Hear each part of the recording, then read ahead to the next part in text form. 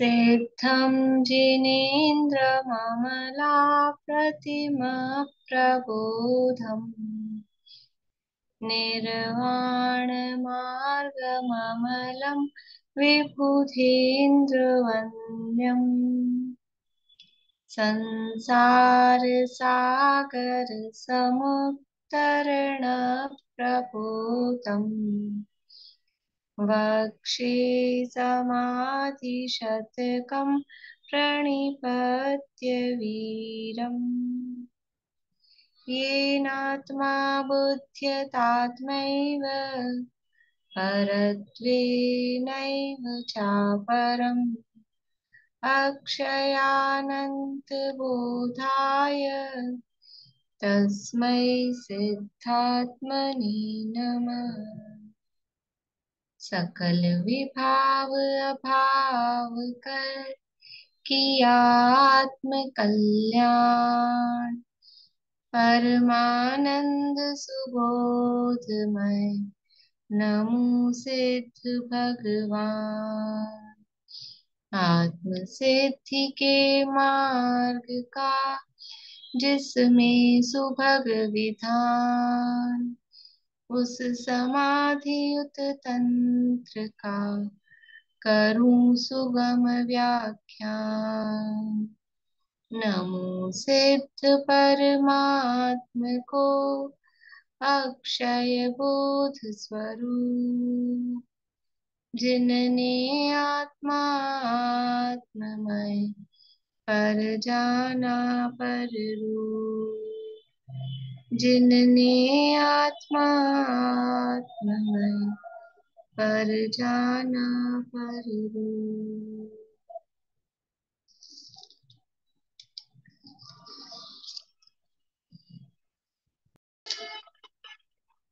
समाधि तंत्र नामक की ग्रंथ है आचार्य पूज्यपाद स्वामी द्वारा रचित। इसके अंतर्गत यहाँ अब पहले स्वरूप बताया, बहिरात्मा अंतरात्मा परमात्मा का सामान्य स्वरूप बताया, फिर बहिरात्मा की विचारधारा बताते हुए अंतरात्मा किस प्रकार से क्या विचार करता है और अंतरात्मा होने का उपाय क्या है, किस तरह से अंतरात्मा बने और फिर अंतरात्मा पूर्वक परमात्म दशा की प्राप्ति हो। तो उसके लिए उपाय क्या बताया कि बोलना छोड़ो, बोलना छोड़ो, पहले बाहर बोलना छोड़ो और फिर अंदर बातें चलती रहती है वो छोड़ो, फिर मन के विकल्प छोड़ो। तो शिष्य पूछता है बोलना कैसे छोड़े, विकल्प कैसे रोके। उसके लिए फिर उपाय बताया कि जो दिखता है, जिसको जो दिखता है वो सुनता समझता नहीं है और जो सुनता समझता है वो दिखता नहीं है। तो तुम बात किससे करते हो, क्यों करते हो? बोलिए शिष्य क्या।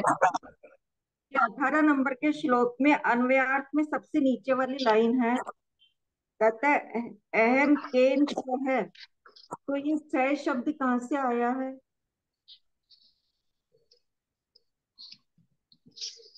वो तो टीका लिखी ना, टीका में तो किसके साथ, केन सह किसके साथ। अन्वयार्थ में। अच्छा अन्वय अर्थ में बोल रहे हैं। अहम केन सह। वो अन्वय अर्थ में भी, वो अन्वय अर्थ में भी कोई जरूरी शब्द होते हैं तो अपने आप जोड़ देते हैं, क्योंकि वहां ऊपर तो नहीं लिखा है। तो श्लोक में किससे बोले तो किसके साथ ये अपन अर्थ लगाते समय लगाएंगे ना उसमें, इसलिए वो तरह उन्होंने अन्वय अर्थ में लगा दिया। क्योंकि टीका में लिखा है, आप देखिए टीका की लास्ट लाइन ऊपर संस्कृत में तथा है केन सह ब्रवीम्य।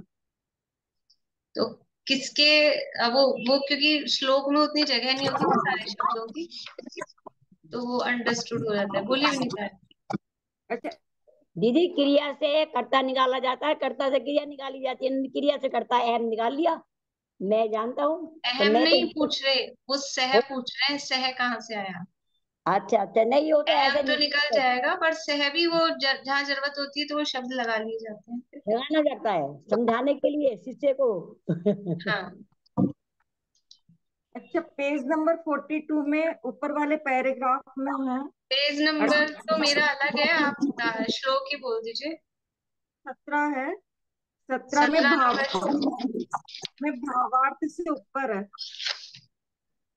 चित्त हाँ निरोध बोलिए। का चित्त निरोध लक्षण, चित्त निरोध का क्या मतलब हुआ? स्वरूप में चित्त निरोध मतलब चित्त की एकाग्रता समझ लेना।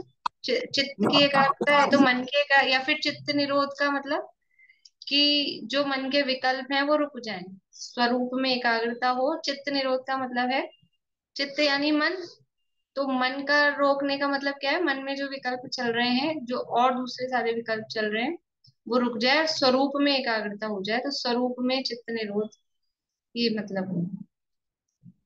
ठीक है। तो यहाँ ये उन्होंने उपाय अपने को बताया था कि कैसे करके बोलना छोड़ें।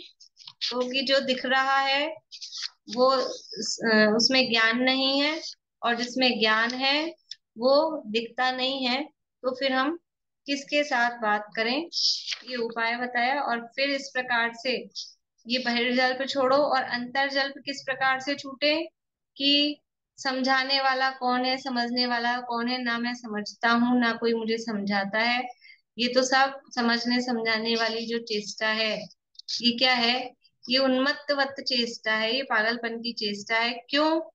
क्यों पागलपन की चेष्टा है? क्योंकि मैं तो निर्विकल्प हूँ, मुझमें कोई इस तरह के समझने समझाने के विकल्प है ही नहीं। फिर आगे प्रश्न उठा कि ये निर्विकल्प का आखिर स्वरूप क्या है? मैं निर्विकल्प हूँ ऐसा कहा, तो मैं किस प्रकार से कैसा निर्विकल्प हूँ? तो उस निर्विकल्प या विकल्पातीत का स्वरूप यहाँ 20 नंबर के श्लोक में आचार्य देव बता रहे हैं।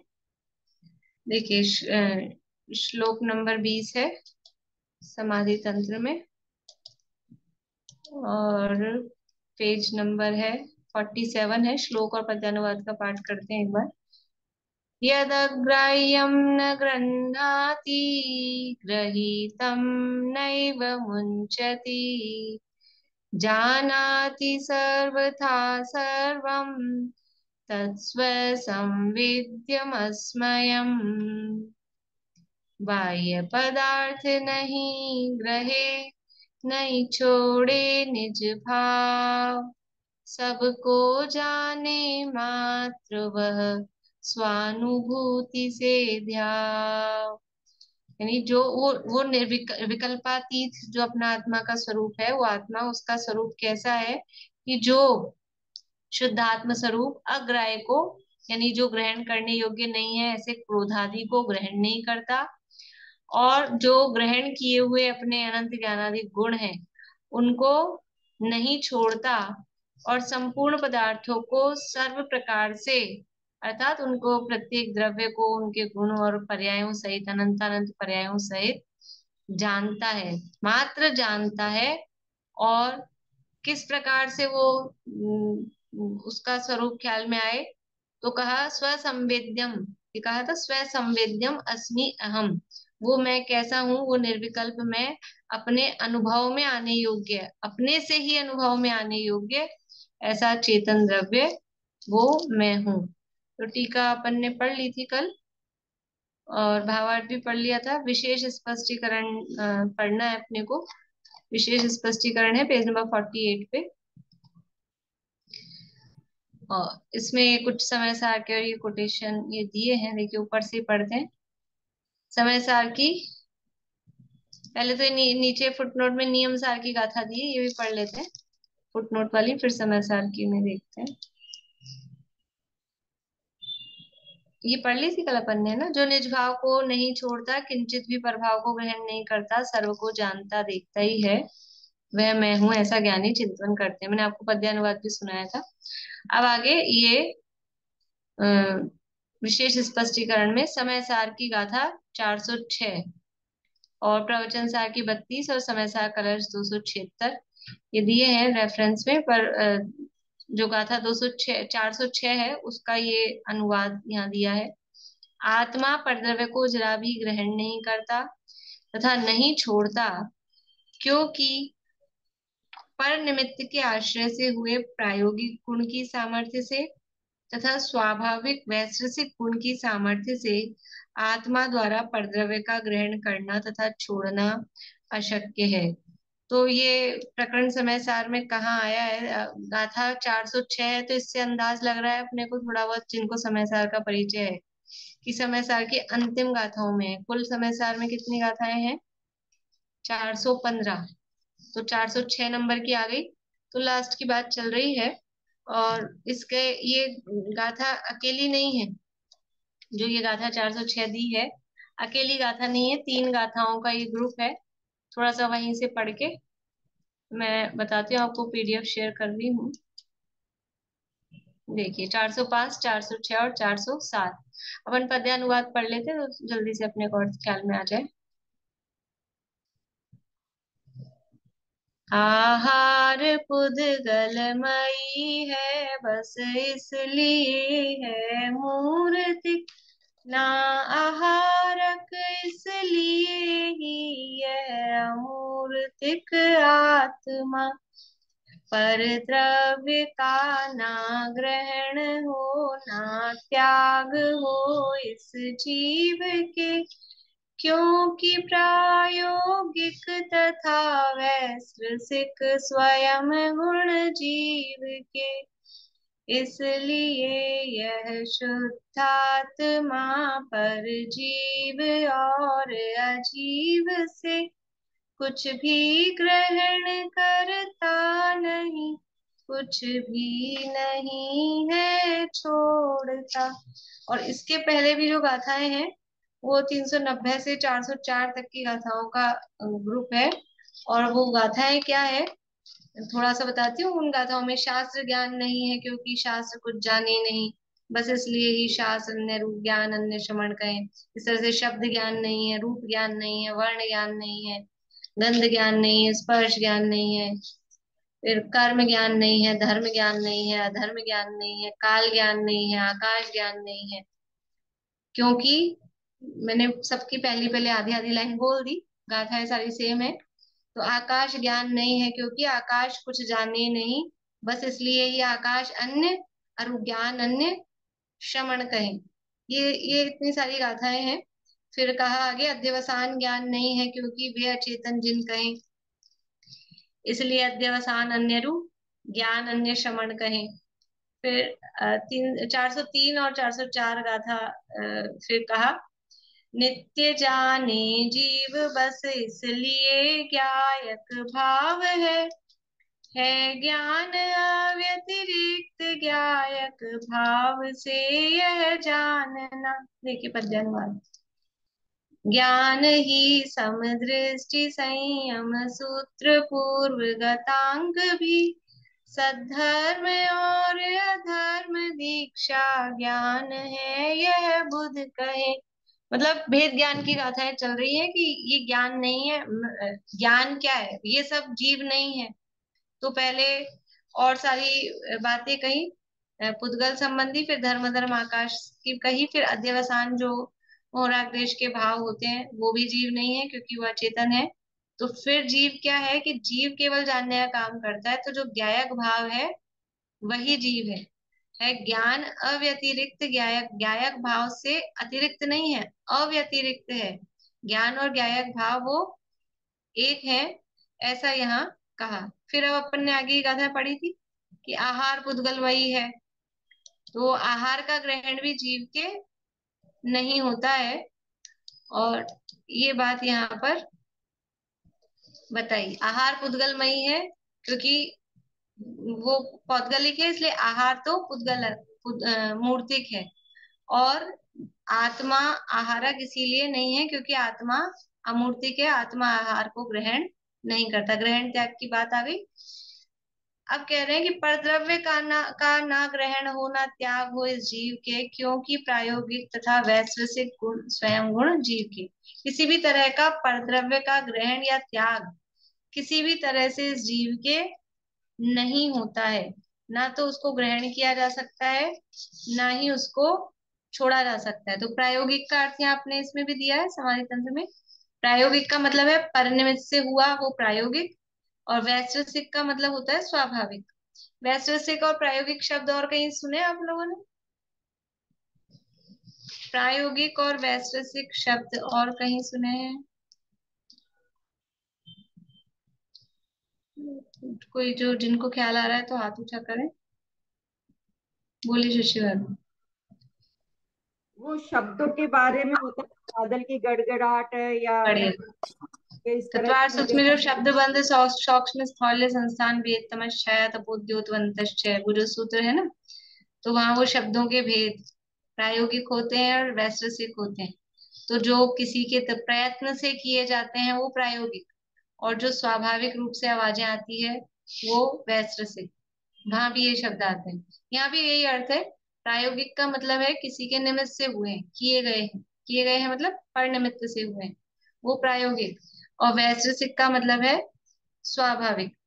तो आत्मा में ऐसे ही पर निमित्त से होने वाला हो चाहे स्वाभाविक हो, आत्मा में ऐसा ही गुण है कि पर द्रव्य का ग्रहण त्याग होता ही नहीं है। मतलब क्या? देखिए, इसका भावार्थ मैं आपको पढ़ के सुनाती हूँ, शायद इसमें पीडीएफ में तो नहीं होगा जयचंद जी छाबड़ा का। एक मिनट देखते हैं, इसमें नहीं है, मैं आपको पढ़ के सुनाती हूँ। ज्ञान स्वरूप आत्मा अमूर्तिक है, और आहार तो कर्म नो कर्म रूप पुद्गल में मूर्तिक है। इसलिए परमार्थतः आत्मा के पुद्गल में आहार नहीं है, और आत्मा का ऐसा ही स्वभाव है कि वह पर द्रव्य को कदापि ग्रहण नहीं करता, स्वभाव रूप परिणमित हो या विभाव रूप परिणमित हो। तो पर द्रव्य यहाँ कह रहे पर द्रव्य को कदापि ग्रहण नहीं करता, चाहे स्वभाव रूप परिणमित हो रहा है तब तो करता ही नहीं है, चलो ठीक है। विभाव रूप परिणमित हो रहा है तब तो पर द्रव्य को ग्रहण करेगा, कि तब भी नहीं करता। अपने ही आगे क्या कह रहे हैं, स्वभाव रूप परिणमित हो या विभाव रूप परिणमित हो, अपने ही परिणाम का ग्रहण त्याग होता है, पर द्रव्य का ग्रहण त्याग नहीं होता है। जो ग्रहण त्याग हो रहा है ये अपने ही मोह राग द्वेष भावों का ग्रहण या त्याग जो भी है उसका ग्रहण त्याग होता है। पर द्रव्य का ग्रहण त्याग तो किंचित मात्र भी नहीं होता।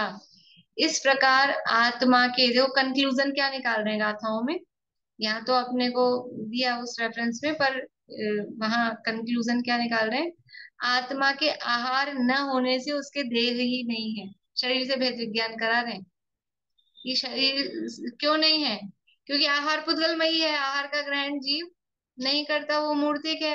और आहार का ग्रहण नहीं करता इसलिए उसके देह ही नहीं है, आत्मा के आहार न होने से उसके देह ही नहीं है। तो इस ये मतलब यहाँ यही, क्योंकि प्रकरण यही चल रहा है ना, न गृह्णाति, जो अग्राही है उसको ग्रहण नहीं करता और जो ग्रहण किया हुआ है उसको नहीं छोड़ता। तो उसी संदर्भ में या विशेष स्पष्टीकरण में कह रहे हैं कि आत्मा परद्रव्य का कदापि भी ग्रहण नहीं करता, और जो ग्रहण किया हुआ है उसको नहीं छोड़ता। अब ये जो यहाँ देखो, आपको ऐसा लग रहा होगा कि वहां तो कहा है क्रोधादि भाव जो ग्रहण करने योग्य नहीं है उनको ग्रहण नहीं करता, और यहाँ कह रहे हैं अपने ही परिणाम का ग्रहण त्याग होता है, चाहे स्वभाव रूप परिणमित हो चाहे विभाव रूप परिणमित हो। थोड़ी सी वो लगती ना कंट्रोवर्सी। तो कह रहे हैं ये जो इनका जो ग्रहण हो रहा है विभाव रूप परिणामों का, वो भी वो व्यवहार से है वास्तव में। देखो टीका में और दिया है,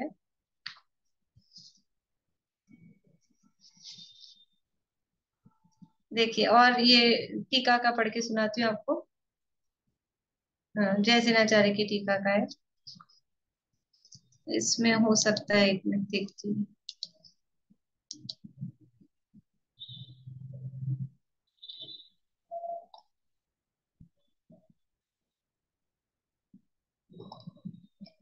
नहीं है, इसमें भी नहीं है। हे भगवान, यहाँ प्रश्न उठाया कि आत्मा आहार ग्रहण नहीं करता, इसको स्पष्ट करने के लिए रसीनाचार्य में आप प्रश्न उठा रहे हैं। हे भगवान, कर्म जनित प्रायोगिक गुण से आहार ग्रहण करते हुए वे अनाहारक कैसे हो सकते हैं? आप कह रहे हो प्रायोगिक भी नहीं है, वैश्विक भी वो परद्रव्य का ग्रहण नहीं करता, ना तो कर्म के निमित्त से परद्रव्य का ग्रहण कर रहा है, ना स्वभाव से परद्रव्य का ग्रहण कर रहा है। ये गाथा में कह रहे हैं कि आत्मा परद्रव्य का ग्रहण नहीं करता, ना तो परनिमित्त से कर रहा है ना अपने स्वभाव से कर रहा है। तो ठीक है, स्वभाव से तो नहीं करता है, वो समझ में आता है, लेकिन कर्म के निमित्त से तो होता है ना, कर्मों के तो उदय आते हैं, उसी के कारण तो ये सारी परिस्थितियां बनती है। तो ये प्रश्न उठा रहे हैं कि कर्म जनित प्रायोगिक गुण से आहार ग्रहण करते हुए वे अनाहारक कैसे हो सकते हैं। जीव आहारक होता है, अनाहारक होता है कि नहीं, मार्गणाओं में है कि नहीं, आहार मार्गणा, आहारक अनाहारक। तो अनाहारक कितनी देर रहता है, एक समय, दो समय, तीन समय, अथवा समुद्घात के समय, केवली समुद्घात के समय, बाकी तो आहारक ही है। तो ये कर्म के निमित्त से आहारक होता तो है। उत्तर, हे शिष्य तुमने ठीक ही कहा है, किंतु निश्चय न से आत्मा उक्त आहार से तन्मय नहीं होता। आहार ग्रहण करने वाला कथन तो व्यवहार ने का है। वो जो कह रहे हैं कि कर्म के निमित्त से आहार ग्रहण कर रहा है, वो कथन तो व्यवहार ने का है, किंतु यहाँ तो निश्चय ने का कथन चल रहा है। निश्चय से तो आत्मा अनाहारक ही है, इसलिए विशेष रूप से जो रागादि रहित चैतन्य आत्मा है, वह कर्माहार, नौकर्माहार, कबलाहार, लेपाहार, ओजाहार, मंसाहार रूप से जीव अजीव द्रव्यों के बीच से सचित अचित आहार किसी को भी कुछ ग्रहण नहीं करता और न छोड़ता ही है। इस कारण नो कर्म आहार में जो शरीर है वह जीव स्वरूप नहीं है, जीव का स्वरूप नहीं है। शरीर के अभाव में शरीर रूप द्रवलिंग भी जीव का स्वरूप नहीं है। इस प्रकार निश्चय न से जीव के आहार नहीं है। अब यहाँ द्रव्यलिंग पे आ गए, वो आगे गाथाओं में द्रव्यलिंग की बात चल रही है, तो इसलिए यहाँ से वो द्रव्यलिंग भी जीव का नहीं है, ऐसा यहाँ पर लिया। तो वास्तव में प्रत्येक स्थिति में जीव वो जो ग्रहण कहा है, वो तो व्यवहार से या निश्चय की बात चल रही है।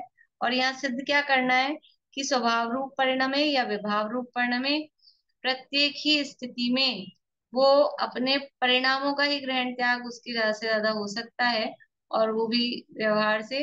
पर द्रव्य का ग्रहण त्याग तो संपूर्ण रूप से किसी भी रूप से नहीं है, क्योंकि वो त्यागोपादान शून्यत्व नाम की शक्ति है। तो इस तरह से 406 गाथा में ये यहाँ कहा है।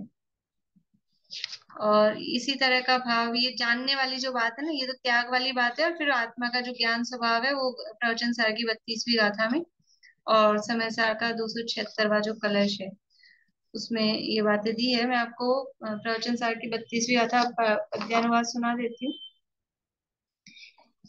इसमें है विषय, ठीक है।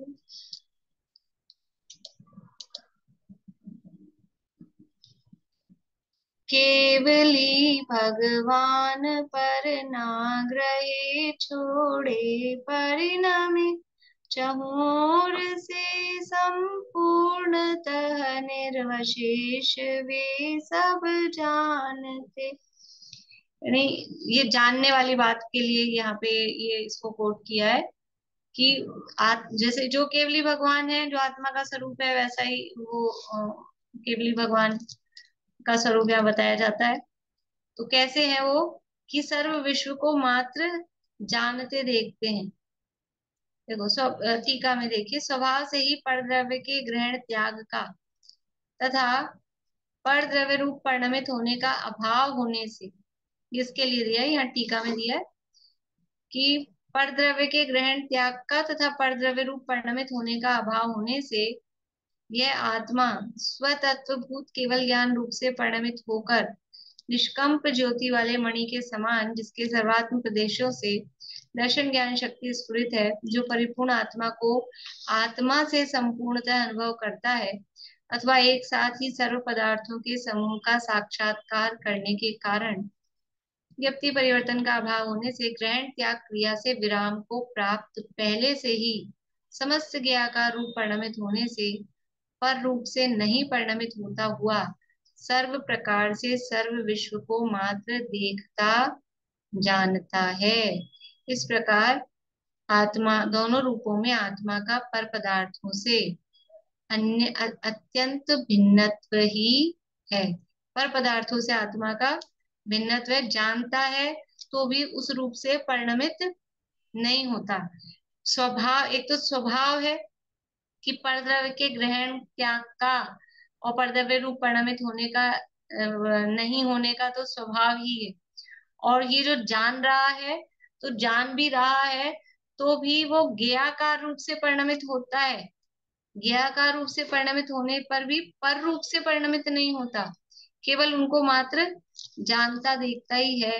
इस प्रकार से आत्मा परद्रव्य को न ग्रहण करता है न छोड़ता है, मात्र जानता ही है, ये यहाँ पर बताया गया है। और समय सार का जो 276वां कलश है, 276,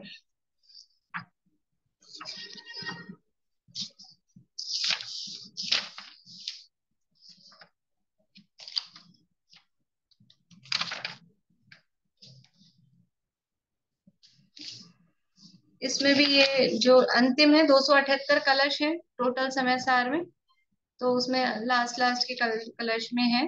पद्यानुवाद बताती हूँ। मोह रहित निर्मल सदा अप्रतिपक्षी एक, अचल चेतना रूप में मग्न रहे स्वयं, परिपूर्ण आनंदमय अरे अद्भुत उद्योत, सदा उदित चहुर से अमृत चंद्र ज्योत। अर्थात जो अचल चेतना स्वरूप आत्मा में आत्मा को अपने आप ही निरंतर निमग्न रखती है, जिसने मोह का नाश किया है और जिसका स्वभाव प्रतिपक्षी कर्मों से रहित है, जो निर्मल और पूर्ण है, ऐसी यह उदय को प्राप्त अमृत चंद्र ज्योति, अमृतमय चंद्रमा के समान ज्ञान ज्योति, आत्म ज्योति सब ओर से जलती रहे, प्रकाशित रहे। तो वो आत्मा का स्वरूप बताया है और उसको अमृत चंद्राचार्य ने, क्योंकि अंतिम कलश चल रहे हैं तो अपना नाम का उल्लेख भी उसमें आ गया और आत्मा को अमृत चंद्र ज्योति रूप से यहाँ कहा है। तो अपने में ही निमग्न रहती है, इसका इससे वो अर्थ निकलता है कि वो परद्रव्य का ना ग्रहण करती है ना त्याग करती है। ज्योति शब्द दिया इसलिए वो स्त्रीलिंग यहाँ पे विशेषण दिए हैं सारे। और जो निर्मल है और पूर्ण है ऐसा ही आत्मा। और उससे ऊपर वाला जो कलश था उसमें लोकालोक को जानने वाली बात ऊपर पहले वाले कलश में आई थी। तो इस प्रकार जानना का आत्मा का स्वभाव है। देखिए अभी समाधि तंत्र में आ जाइए अपने।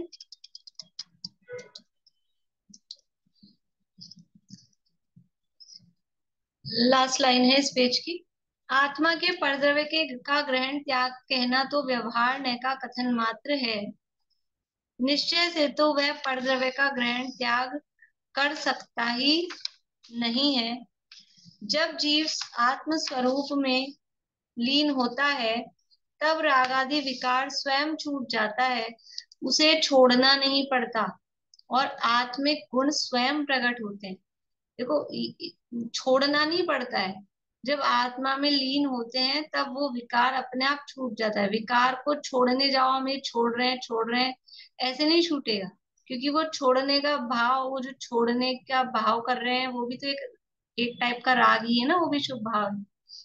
इसलिए जब आत्म स्वरूप में लीन होते हैं, वो शुद्ध में पहुंचते हैं, तो शुभ अपने आप छूट जाता है, राग अपने आप छूट जाता है। 6 नंबर की सीढ़ी पे खड़े हैं और ये बोलते रहे हम इसको छोड़ना है, मुझे इसको छोड़ना है, इसको छोड़ना है, ऐसे छोड़ेगा तो गिरेगा। 7 नंबर की सीढ़ी पे पांव रखेगा, 6 नंबर की सीढ़ी अपने आप छूट जाती है, छोड़ना नहीं पड़ता है। आगे पहुंचते हैं, उससे उच्च दशा पे पहुंचते हैं तो निचली दशा अपने आप छूट जाती है। तो ये छोड़ने का ना तो विकल्प करना है, क्योंकि वो विकल्प भी राग है। तो जैसे ही आत्म स्वरूप में लीन हुआ, सब विकल्पों का शमन हुआ, तो अपने आप ही वो विकल्प छूट जाते हैं, राग आदि विकार स्वयं छूट जाता है, उसे छोड़ना नहीं पड़ता और आत्मिक गुण स्वयं प्रकट होते हैं। आत्मा में गुण है कि प्रकट होते हैं, कि गुण है तो उनकी निर्मल दशा फिर प्रकट होती है। जब आत्म स्वरूप संपूर्ण रूप से प्रकट होता है तब आत्मा के ज्ञान गुण की पर्याय भी केवल ज्ञान रूप से प्रकट होती है। इस केवल ज्ञान की ऐसी अनंत महिमा है कि वह अनंत द्रव्यों के अनंत गुणों को और उनकी त्रिकालवर्ती विकारी अविकारी अनंत पर्यायों को संपूर्ण रूप से एक ही समय में सर्वथा प्रत्यक्ष जानता है। ये रेफरेंस दिए हैं प्रवचन सार की 37वीं 38वीं 39 41 47 48 49 51 प्रवचन सार में। ये तत्व प्रज्ञापन जो पहला अधिकार है उसमें ज्ञानाधिकार नाम का अंतराधिकार है, उसकी सारी गाथाएं हैं और वहां ज्ञान स्वभाव का वर्णन है, केवल ज्ञान स्वभाव का वर्णन है। तो उसी गाथाओं के भाव को लेके यहाँ दिया है, यहीं से पढ़ लेते हैं अब अपन। तो ये केवल ज्ञान की कैसी महिमा है कि अनंत द्रव्यों के अनंत गुणों को और उनकी त्रिकालवर्ती, और ऐसा नहीं खाली अविकारी, विकारी अविकारी अनंत पर्यायों को संपूर्ण रूप से एक समय में ही सर्वथा प्रत्यक्ष जानता है। तो इस केवल ज्ञान की महिमा से आत्मा के ज्ञान गुण की भी महिमा आती है कि ये ज्ञान, केवल ज्ञान आया कहाँ से। ये केवल ज्ञान गुण में से प्रकट हुआ है और ज्ञान गुण की पर्याय वो केवल ज्ञान रूप से प्रकट होती है। ज्ञान पर पदार्थों को जानता है ऐसा कहना भी व्यवहार का कथन है। वास्तव में तो आत्मा को अपने को जानते हुए समस्त पर पदार्थ ज्ञात हो जाते हैं। ऐसी ज्ञान की निर्मलता स्वच्छता है।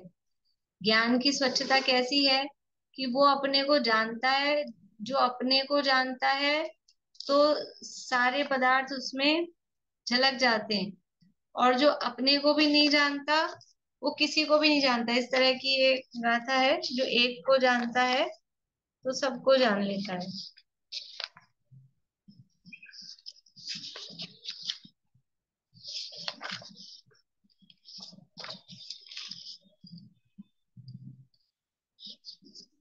ज्ञान की महिमा यहाँ पर बताई है, देखिए आगे।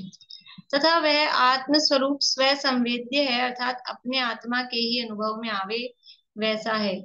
गुरु, उनकी वाणी अथवा तीर्थंकर भगवान की दिव्य ध्वनि भी उसका अनुभव करा सके वैसा नहीं है। ये जो आत्मा का स्वरूप है, वो यहाँ जो श्लोक है, श्लोक में कितनी बातें कही है। एक तो पहली बात तो परद्रव्य का ग्रहण त्याग नहीं होता, ये बात कही। और फिर कहा जानाति सर्वथा सर्वम, कि वो सबको जानता है, ये दूसरी बात कही। और तीसरी बात है कि वो स्वयं संवेद्य है, अपने अनुभव में आता है।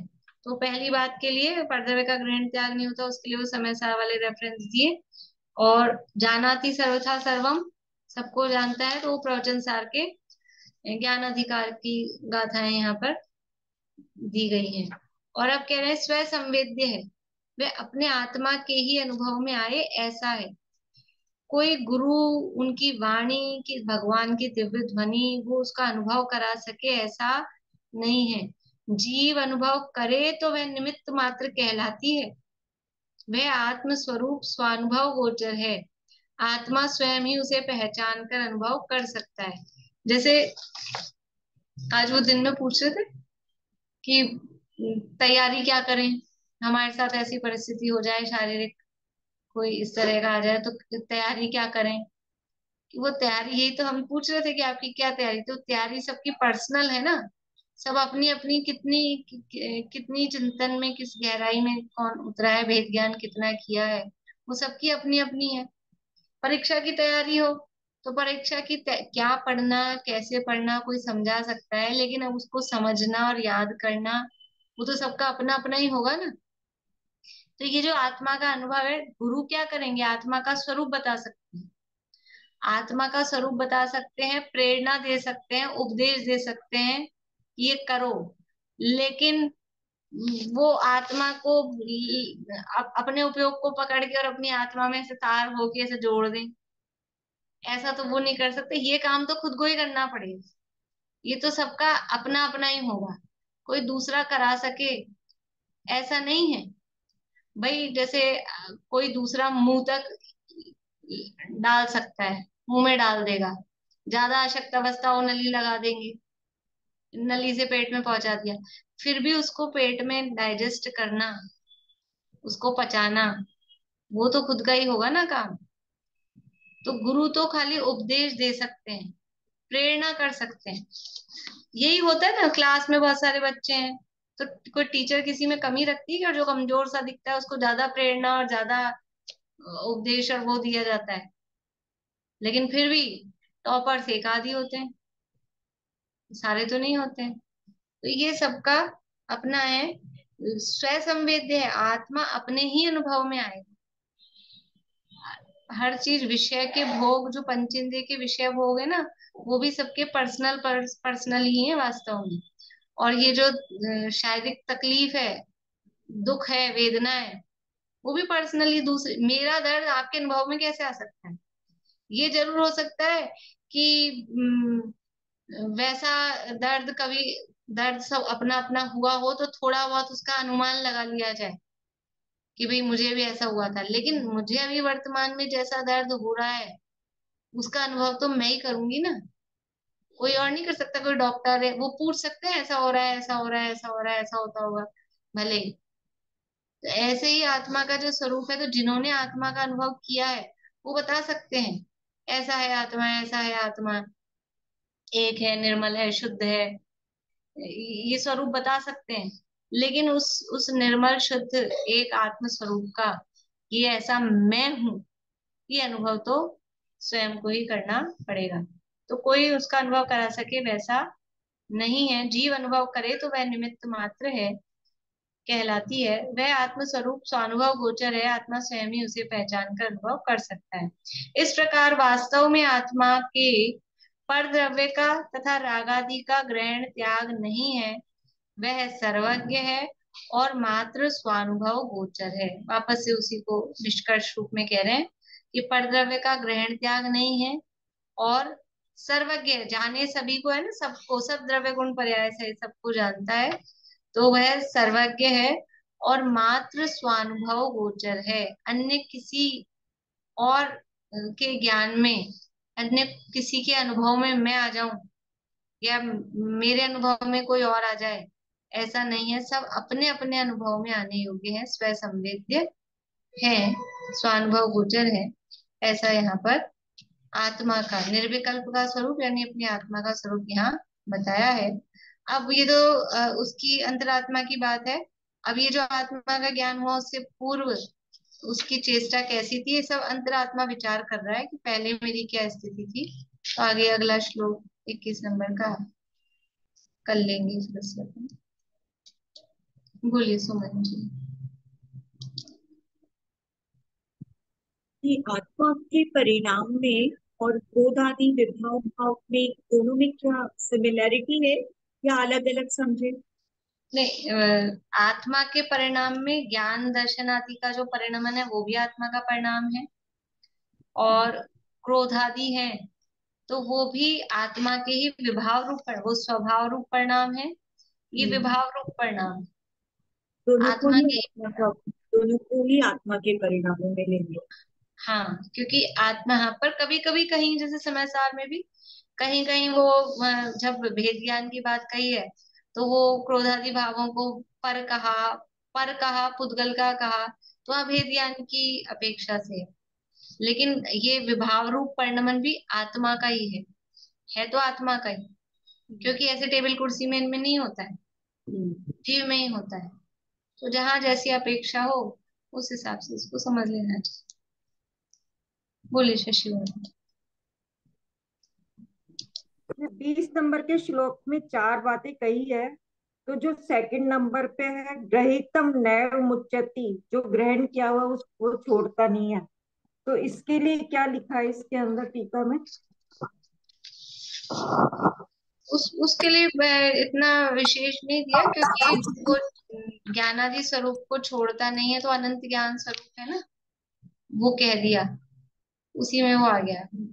जोर इस पे है कि परद्रव्य का ग्रहण नहीं करता, और जो ग्रहण नहीं करता तो उसी में कहा त्याग, परद्रव्य का त्याग भी नहीं होगा, तो अपने गुणों का भी वो त्याग नहीं करता, जो ग्रहण किए हुए हैं जो हैं उनका फिर वो त्याग भी नहीं करता। उसके लिए अलग से उस पे जोर नहीं दिया है, क्योंकि ऐसा है ना, बाहर में परद्रव्य के ग्रहण पर दृष्टि रहती है, जो जीव की दृष्टि है वो बाहरी ग्रहण त्याग पे रहती है, इसलिए परद्रव्य का ग्रहण नहीं करता तो ग्रहण नहीं करता, तो परद्रव्य का त्याग भी नहीं करता।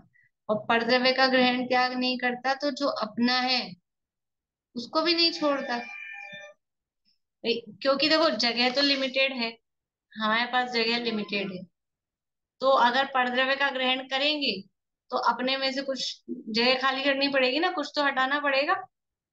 हम नया सामान लिया है, कुछ नए कपड़े लिया है, अलमारी में जगह उतनी ही है, तो क्या करते हैं, वे कुछ कम करो, इनको हटाओ, पुराने हो गए जो।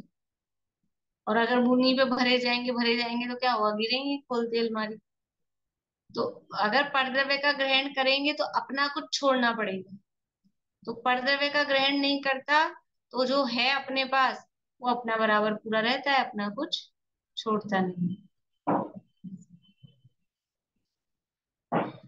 चलिए, जिनवाणी स्तुति।